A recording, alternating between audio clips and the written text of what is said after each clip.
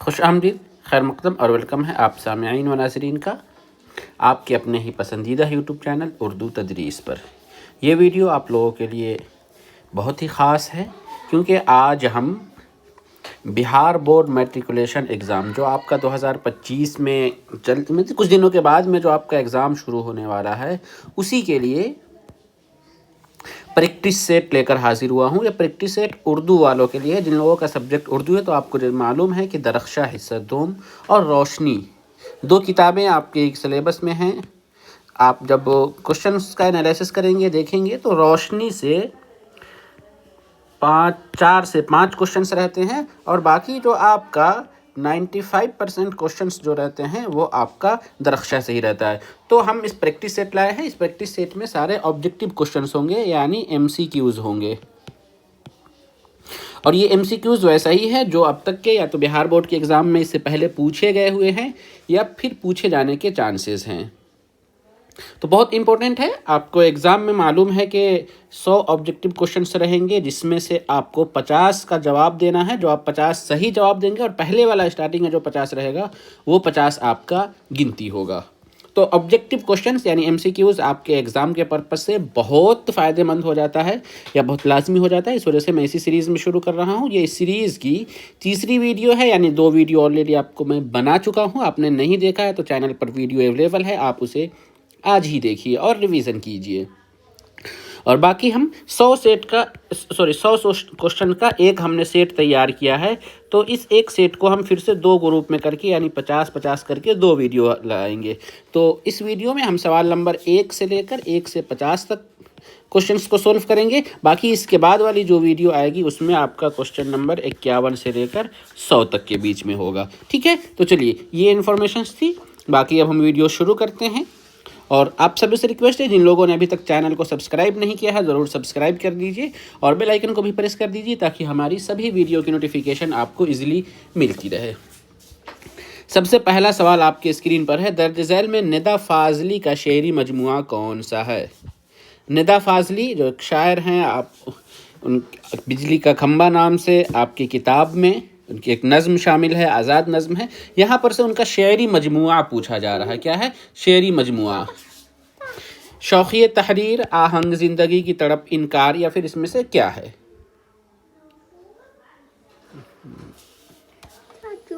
Okay, چلیے sorry تھوڑا سا اسکرین آپ کا ادھر ادھر ہٹ گیا۔ تو یہاں پر آپ کا جو صحیح جواب ہے سوال نمبر 1 میں زندگی کی تڑپ۔ کیا ہے؟ زندگی کی تڑپ۔ باقی ندا فاضلی کے جو دوسرے شعری مجموعہ ہیں، اگر ان کا نام آپ دیکھنے کی کوشش کریں گے تو لفظوں کا پل، مور ناچ، آنکھ اور خواب کے درمیان، کھویا ہوا سا کچھ، شہر میرے ساتھ چل اور زندگی کی تڑپ، یہ آپ کا سب ان کے شعری مجموعے میں شامل ہے۔ اوکے، چلیے اگلا سوال دیکھتے ہیں۔ مرزا غالب کا لقب کیا تھا؟ مرزا غالب جو اردو کے بہت بڑے شاعر گزرے ہیں، ان کا لقب کیا تھا؟ مرزا نوشاہ، مرزا فخرو، مرزا دبیر، یا ان میں سے کوئی بھی نہیں؟ سوال نمبر 2 میں آپ کا کیا صحیح جواب ہے؟ تو مرزا غالب کا جو لقب تھا مرزا نوشاہ، یعنی دلی والے انہیں مرزا نوشاہ کے نام سے جانتے تھے، اور یہیں پہ یہ تو لقب ہے۔ باقی اگر آپ سے پوچھ لیا جائے کہ تخلص کیا تھا مرزا غالب کا، تو تخلص غالب تھا۔ شروعات میں وہ اسد رکھتے تھے، لیکن بعد میں انہوں نے اس تخلص کو غالب کر لیا۔ آگے بڑھتے ہیں، اگلا سوال ہے سوال نمبر 3۔ نظم کھڑا ڈنر کے شاعر کون ہیں؟ نظم کھڑا ڈنر کے شاعر کون ہیں؟ جگن ناتھ آزاد، سید محمد جعفری، ندا فاضلی، یا پھر چکبست؟ کھڑا ڈنر سوال نمبر 3 آپ کے اسکرین پر ہے، بتائیں کیا ہوگا سوال نمبر 3 کا صحیح جواب؟ جگن ناتھ آزاد، محمد جعفری۔ اچھا، آپ لوگ جو بھی ویڈیو دیکھ رہے ہیں تو نیچے کامنٹ باکس میں بھی اس کا جواب دیتے چلیے کہ ہاں آپ اس کا ABCD کیا ہے، ABC اور پھر D، جو بھی آپ کو جواب لگے آپ وہ جواب نیچے کامنٹ باکس میں ضرور دیجیے گا۔ اوکے، تو سوال نمبر 3 میں جو آپ کا صحیح جواب ہے کھڑا ڈنر کے شاعر ہے سید محمد جعفری۔ آگے بڑھتے ہیں سوال نمبر 4 میں، نسیم کہاں پیدا ہوئے؟ نسیم کہاں پیدا ہوئے؟ دہلی میں، دکن میں، لکھنؤ میں، یا پھر پٹنہ میں؟ چلیے، تو نسیم کی جو پیدائش ہے وہ آپ کا آپشن سی لکھنؤ میں، لکھنوی ادب کے شاعر ہیں۔ کب پیدائش ہوئی تھی؟ 1783 میں نسیم کی پیدائش ہوئی تھی۔ اگلا سوال اسی سے متعلق ہے، مثنوی بہار عشق کے مصنف کون ہیں؟ بہار عشق کے مصنف کون ہیں؟ بتائیں کیا ہے درست جواب؟ بہار عشق شوق لکھنوی، مصحفی، میر حسن یا پھر نسیم؟ تو یہ جو بہار عشق ہے اس کے علاوہ اسی رائٹر کے اسی مصنف کے جو اور دوسری کیا کہتے ہیں مثنویاں ہیں، ان میں آپ نام دیکھیں گے کہ زہر عشق، بہار عشق، فریب عشق وغیرہ ہے، ٹھیک ہے۔ یہاں پر آپ سے بہار عشق پوچھا گیا ہے تو بہار عشق آپ کا صحیح جواب ہے شوق لکھنوی کا۔ مصحفی کی پیدائش کب ہوئی؟ 1740 میں، 1772 میں، 1746 میں یا پھر 1748 میں؟ مصحفی کی پیدائش سوال نمبر 6 میں جب آپ دیکھیں گے تو 1748 میں ان کی پیدائش ہوئی تھی۔ احمد فراز کی شاعری کا محور کیا ہے؟ یعنی کیا کہتے ہیں سینٹر، وہ کس ٹاپک کو لے کر کے اپنی انہوں نے شاعری کی ہے، یہی آپ سے پوچھا گیا ہے اس سوال میں۔ احمد فراز کی شاعری کا حسن و عشق، مذہب، سماج یا تصوف؟ نہیں، حسن و عشق، انہیں رومانویت سے بہت لگاؤ تھا، رومانوی شاعر تھے وہ، رومانس، تو حسن و عشق اسی میں آ جاتا ہے۔ باقی سوال نمبر 8 میں غزل کے پہلے شعر کو کیا کہتے ہیں؟ مطلع، مقطع، ردیف اور پھر قافیہ۔ غزل کا پہلا شعر کیا کہلاتا ہے؟ دیکھیے غزل کا لفظی معنی جو ہوتا ہے عورتوں سے باتیں کرنا یا عورتوں کی باتیں کرنا۔ غزل لفظ غزال سے نکلا ہوا ہے، یعنی ہرن کے گھٹنے سے جب ہم خوشبو جو نکالتے ہیں نا، وہی اسی سے اس کا لفظ کا مراد ہے۔ اور غزل میں جو اس کا جو شعر ہوتا ہے، تو ایک غزل میں جتنے بھی اشعار ہیں سب ایک دوسرے سے متوسط ملے جلے نہیں، بلکہ ہر 2 مصرع میں یا ایک شعر میں غزل کی پوری بات مکمل ہو جاتی ہے۔ مطلب کوئی ایک غزل ہے، اس میں ایک شعر کسی اور موضوع پہ، دوسرا کسی اور پہ، موضوع کا اس پہ کوئی قید نہیں ہے کہ ایک میں یہی ہو۔ خیر ٹھیک ہے، غزل میں آپ مطلع ہوتا ہے، مقطع ہوتا ہے، قافیہ اور ردیف ہوتا ہے۔ پہلے شعر کو کیا کہتے ہیں؟ غزل کا جو پہلا شعر ہوتا ہے نا وہ مطلع کہلاتا ہے۔ آخری شعر یہاں دیکھیے مقطع ہے، مقطع ہم کہتے ہیں آخری شعر کو۔ قافیہ اور ردیف ہاں غزل کی بناوٹ میں وہ آ جاتا ہے، اس میں ایک طرز ہوتا ہے، وزن اسی میں قافیہ اور ردیف ہوتا ہے، ہم آگے اس پہ دیکھیں گے۔ پروین شاکر کے والد کا نام کیا تھا؟ سید ثاقب حسین، جابر حسین، خالد حسین یا پھر شاکر حسین؟ پروین شاکر کی والد کا نام کیا تھا؟ چلیے پیدائش تو ہم جانتے ہیں کہ 1952 میں پروین شاکر کی پیدائش بہار میں کہا جاتا ہے، بہار کے دربھنگا میں، ٹھیک ہے، اور وفات ان کی 1994 میں ہوئی کراچی میں۔ خوشبوؤں کا شاعر انہیں کہا جاتا ہے۔ یہاں پر ان کے والد کا نام جو پوچھا گیا ہے سید ثاقب حسین۔ سوال نمبر 9 میں آپشن اے آپ کا صحیح جواب ہے۔ آگے ہے سوال نمبر 10، عرفان صدیقی کا انتقال کب ہوا؟ عرفان صدیقی 2002، 2004، 2006 یا پھر 2008 میں؟ چلیے عرفان صدیقی کا انتقال جو ہے 2004 میں، اگر پیدائش کہہ لیا جائے یہیں پہ، انتقال کی جگہ پیدائش کی اگر بات کرتے ہیں تو یہ آپ کا 1939 بدایوں میں عرفان صدیقی کی پیدائش ہوئی۔ معنی کے اعتبار سے اسم کی کتنی قسمیں ہیں؟ معنی کے اعتبار سے دیکھیے پوچھا گیا، اسم کی ویسے کئی اعتبار سے، تعداد کے اعتبار سے، جنس کے اعتبار سے، بناوٹ کے اعتبار سے الگ الگ قسمیں ہوتی ہے۔ یہاں پر معنی کے اعتبار سے تو 2، 3، 4، 5 تو 2 قسمیں ہو جاتی ہے، معرفہ اور پھر نکرہ۔ درج ذیل میں اس میں نکرہ کی نشاندہی کیجئے۔ اس میں نکرہ کون ہے آپ کو یہ بتانا ہے، ہمالیہ، پٹنہ، اکرم اور پھر پھل۔ اس میں نکرہ، اس میں عام کو ہم اس میں نکرہ بھی کہتے ہیں، تو ہمالیہ، اکرم، پٹنہ اور پھل میں دیکھیں گے جو پھل جو ہے نا یہ آپ کا عام ہے، باقی پٹنہ خاص جگہ کا نام ہے، ہمالیہ خاص پہاڑ کا نام ہے اور اکرم خاص آدمی کا نام ہے۔ حق کی ضد کیا ہوگی؟ ضد کا معنی ہے اس کا الٹا، باطن، باطل، ظاہر اور پھر حقیقت۔ دیکھیے باطن اور ظاہر یہ ایک دوسرے کی ضد ہے، ٹھیک ہے۔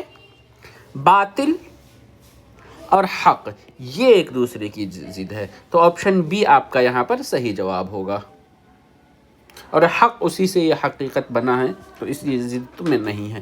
ضرب مثل میں لاحقہ کو تلاش کیجئے، کیا ہے؟ لاحقہ، ان پڑھ، لا حاصل، غیر حاضر اور پھر وضو خانہ، دو چیزیں ہوتی ہیں سفکس اور افکس، جیسے ہی اردو میں لاحقہ اور سابقہ، کسی بامعنی لفظ کے پہلے اگر کوئی لفظ شامل ہو جائے نا تو وہ سابقہ ہوتا ہے، جیسے پڑھ، یہاں پہ ایک پڑھنا معنی لفظ ہے، اس میں ہم نے ان جوڑ دیا ہے، حاصل میں ہم نے لا یعنی پہلے جوڑا ہے تو یہ آپ کا سابقہ۔ غیر حاضر میں بھی دیکھیں، غیر حاضر ہم نے حاضر لفظ ایک ہے جس میں ہم نے غیر جوڑا ہے تو یہ سابقہ، اور وضو خانہ میں دیکھیے بعد میں ہم نے جوڑا ہے، تو جس لفظ میں ہم بعد میں جوڑیں گے تو وہ آپ کا لاحقہ ہو۔ سوال نمبر 14 سے وضو خانہ، کتب خانہ، یہ سارے الفاظ ہو جاتے ہیں۔ عیدگاہ، ٹھیک ہے، یہ سب ہے جس میں بعد میں کوئی ایک لفظ جوڑ رہے ہیں تو یہ آپ کا لاحقہ ہوگا، ڈی یہاں پہ صحیح جواب ہے۔ وہاں مت جاؤ، اس جملہ میں مت جاؤ کیا ہے؟ دیکھیے اس میں دو چیزیں، ایک تو آپ کا دیکھ رہے ہیں مت، اور دوسرا جاؤ۔ جاؤ کا مطلب آرڈر ہے، حکم دیا جا رہا ہے، اس کو ہم فعل امر بولتے ہیں، لیکن یہاں پہ مت لگا ہوا ہے نا، نہیں جاؤ، صرف آرڈر رہے گا تب ہم امر کہیں گے، لیکن نہیں جاؤ جب ہم کہہ دیں گے تب یہ فعل نہیں ہو جائے گا، ٹھیک ہے؟ جب نگیٹو جڑ گیا ہو تو فعل نہیں، اگر صرف پوزیٹو ہو آرڈر ہو تو فعل امر۔ تو آپشن بی یہاں پہ سوال نمبر 15 میں صحیح جواب ہے۔ علم کی کتنی قسمیں، اچھا اس کو تھوڑا سا سدھار کر لیجئے گا، علم کہتے ہیں، عالم کی کتنی قسمیں، معذرت یہ علم سے نہیں پڑھیں گے، عالم پڑھیں گے، عالم۔ اس میں معرفہ کی جب ہم قسمیں دیکھتے ہیں نا، یعنی اسم کا معنی کے اعتبار سے دو قسمیں ہو جاتی ہے، معرفہ اور پھر نکرہ، اور معرفہ میں بھی اس کی الگ الگ قسمیں ہیں، علم، ضمیر، اسم اشارہ اور پھر اسم موصول وغیرہ۔ تو اس میں اس کے بعد جب علم کی جب ہم بات کرتے ہیں تو علم کی بھی 5 قسمیں ہوتی ہے، کیا ہوتی ہے؟ 5 قسمیں، کون کون سی ہوتی ہے؟ لقب، خطاب، کنیت، تخلص اور پھر عرف، یہ سب کے سب آپ کیا ہے؟ علم کی قسمیں ہیں۔ اور لقب کسے کہتے ہیں، خطاب کسے کہتے ہیں، کنیت، تخلص، عرف، اس کے لیے آلریڈی میں ایک خاص ویڈیو بنایا ہوا ہے، اس ویڈیو کو آپ لوگ دیکھ سکتے ہیں، چینل پر اویلیبل ہے۔ درج ذیل میں اس میں مصغر کون ہے؟ اردو میں کسی بھی لفظ کی کیا کہتے ہیں کہ معنی میں بڑائی یا چھوٹائی، اسمال یا لارج، اس ٹائپ کا اگر کچھ معنی ہوتا ہے تو اس طرح کی بھی 2 قسم ہو جاتی ہے کہ کسی لفظ کا یا تو اس کے بڑا ہونے کے معنی میں ہے یا پھر اس کے چھوٹا ہونے کے معنی میں ہے۔ جو بڑا والا ہوتا ہے، بڑا والا کو ہم اس میں مکبر یا پھر اس میں تکبیر کہتے ہیں، کیا کہتے ہیں؟ تکبیر کہتے ہیں، اور جو چھوٹا والا ہو اس میں مصغر یا پھر اس میں تصغیر۔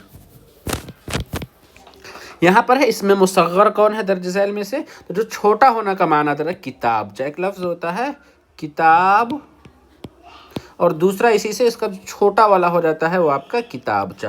مطلب آپ لوگ ایگزام دیتے ہیں، ایگزام میں بہت سارے بچے جو ایگزام سے کچھ دن پہلے ایک آئٹم بم نام سے مارکیٹ سے گیس ایک خریدتے ہیں، تو وہ آپ کا چھوٹی سی وہ کتاب ہے، وہ کتابچہ، یا ڈائری میں چھوٹی سی کتاب۔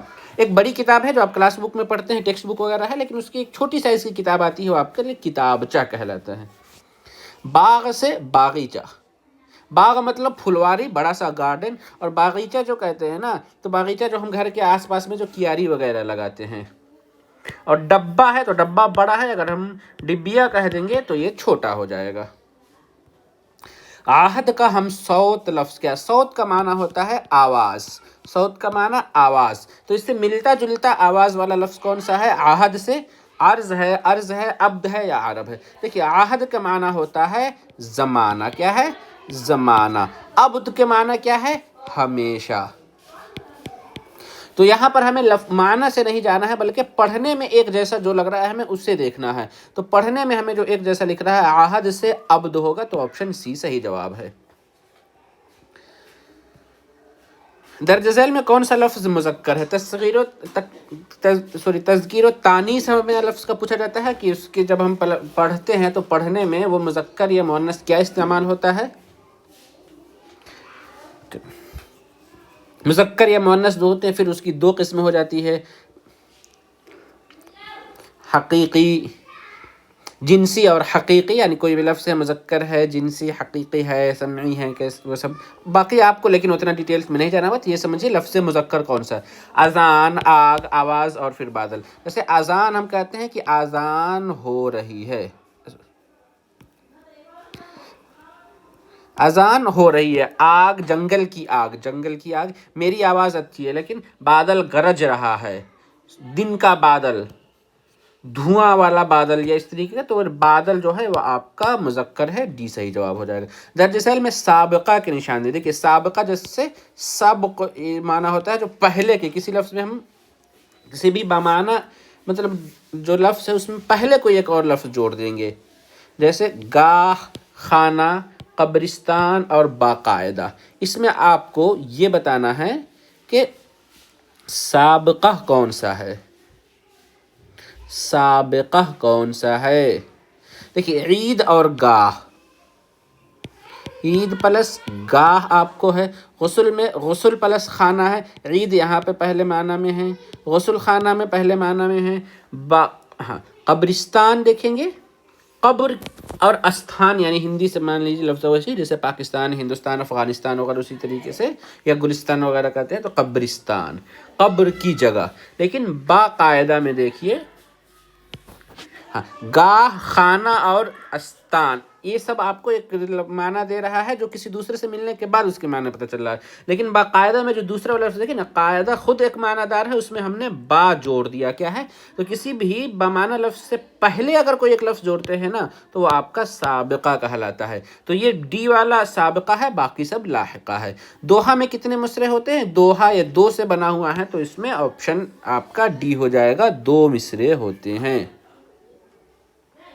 آگے بڑھتے ہیں، سوال نمبر 22، سلام مچھری شہری کی وفات کہاں ہوئی؟ یہ آپ کی کتاب میں شامل ہے، سلام مچھری شہری کی وفات کہاں ہوئی؟ لاہور میں، کراچی میں، اسلام آباد میں یا پھر پشاور میں؟ بتائیں کیا ہے درست جواب؟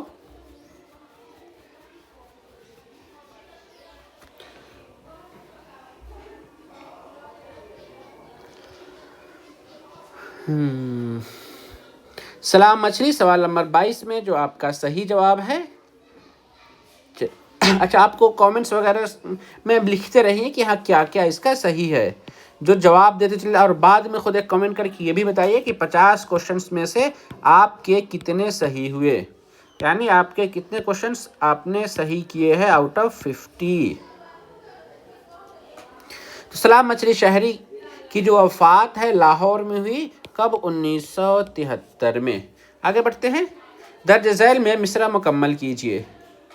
درج ذیل میں جہاں میں ہمسا کوئی غم تو ہو تو کہیں، شعار، گسار، فگار یا پھر سازگار۔ چلیے یہ حسن نعیم کا ایک شعر ہے، کس کا شعر ہے؟ حسن نعیم۔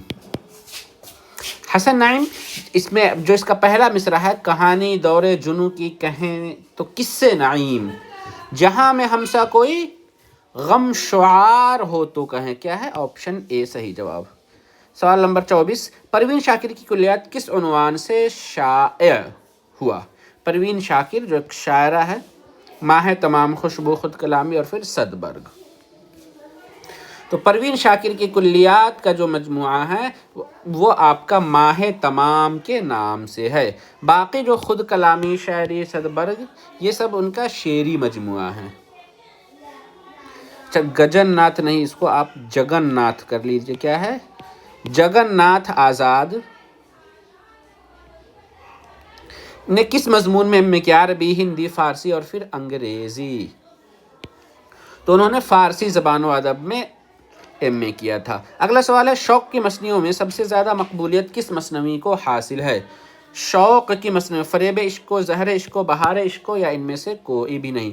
تو زہر عشق کو سب سے زیادہ کیا کہتے ہیں شہرت حاصل ہے۔ افسانہ سیکنڈ ہینڈ، یہ دیکھیے سیکنڈ ہینڈ آپ کا یہ درخشاں سے نہ ہو کے بلکہ روشنی سے سوال پوچھا کیا ہے، روشنی سے۔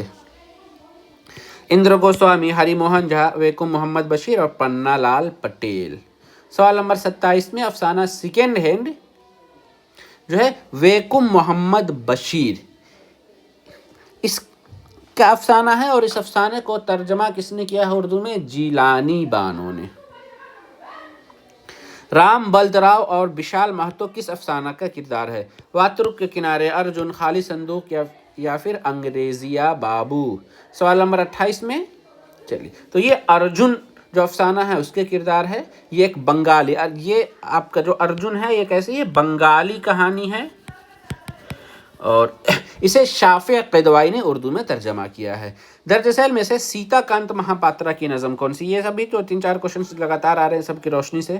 بارش کی ایک صبح دیے وہ ملاقات یا پھر وارث شاہ سے۔ سوال نمبر 29 میں آپ کا جو کہ صحیح جواب ہے بارش کی ایک صبح۔ نظم دیے کس شاعر کی تخلیق ہے؟ یہ جو دیے نام سے ایک نظم آپ کی یہ بھی روشنی میں ہی ہے، ارون کولکر، امرتا پریتم، اندرا گوسوامی، کے سچیدانندا۔ سوال نمبر 30 میں آپ کا ارون کولکر آپشن اے درست جواب ہے۔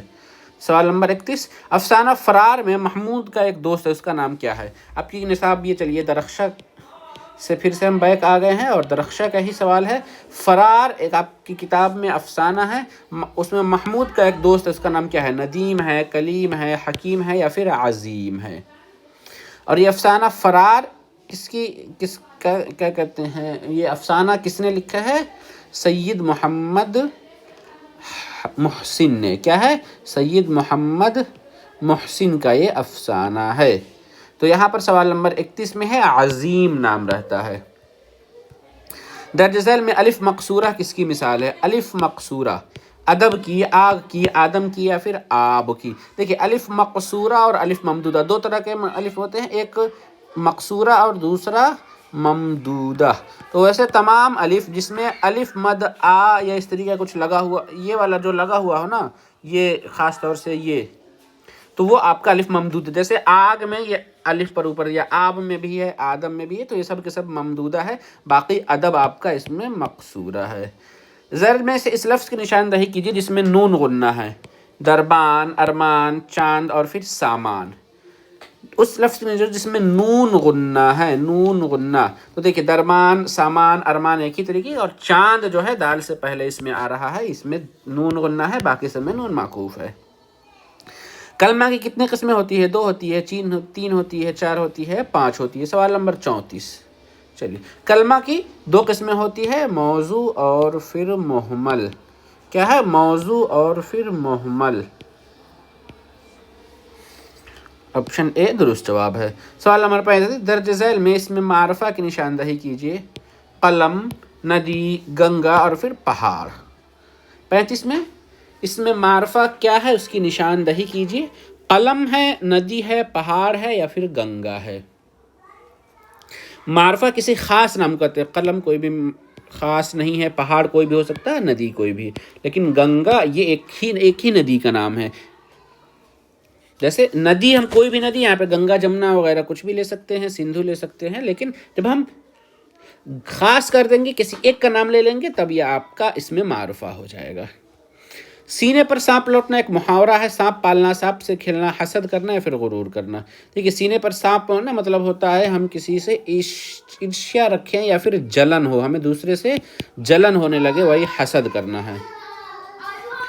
درج ذیل میں حمد کا مترادف کیا ہے؟ حمد معنی تعریف کا ہوتا ہے، لیکن جس میں ہم کیا کرتے ہیں، حمد کا جو عام طور پہ ہم جو اردو میں جو استعمال کرتے ہیں نا، اس کا صنفی معنی جو ہے جس نظم میں خدا کی تعریف کی گئی ہو۔ کیا ہے؟ جس نظم میں خدا کی تعریف کی گئی ہو، تو وہ لیکن یہاں پہ پوچھا گیا حمد کا مترادف ہے، تو حمد کے معنی بھی تعریف کرنا اور ثنا کے معنی بھی تعریف۔ بندگی کا مطلب تو عبادت ہوتا ہے، نعت یہ نبی پاک صلی اللہ علیہ وسلم کی خدمت میں کی جاتی ہے، اور غلامی تو دوسری چیز ہے۔ سوال نمبر 38، درج ذیل میں اس میں معاوضہ کی نشاندہی کیجیے۔ جھاڑو، بہادر، پروانہ اور پھر دھلائی۔ اس میں معاوضہ مطلب ہو جاتا ہے نا جو مصدر سے ایک بنا ہوا لفظ ہوتا ہے، اسی طریقے سے جیسے دھونا۔ کیا ہے؟ دھونا، اسی سے بن گیا ہے دھلائی. رونا سے رونائی، کھیلنا سے کھلائی وغیرہ، یہ سب کے سب اس میں معاوضہ ہے. یہاں پر آپشن ڈی ہو جائے گا. سوال نمبر 39، ہم لوگ نماز پڑھتے اس جملہ میں کون صیغہ ہے؟ ہم لوگ نماز پڑھتے ہیں، کون سا صیغہ ہے؟ جمع متکلم ہے، واحد متکلم ہے، واحد حاضر ہے. پھر دیکھیے ہم لوگ یہ آپ کا جمع متکلم ہے. اگر میں ہوتا تو میں آپ کا واحد متکلم. کیا ہے؟ واحد متکلم. واحد غائب اس میں ہوتا ہے وہ، جمع غائب میں ہوتا ہے وہ سب. اور چلیے واحد حاضر میں ہوتا ہے تم، اور تم سب کہنا ہو تو جمع حاضر کہیں گے. تو جمع حاضر تم سب. آگے ہے لفظ نان کا صحیح معنی کیا؟ روٹی، چاول، دال یا پھر سبزی. روٹی، روٹی، نان یہ ہم استعمال کرتے ہیں روٹی کے معنی میں. آگے بڑھتے ہیں.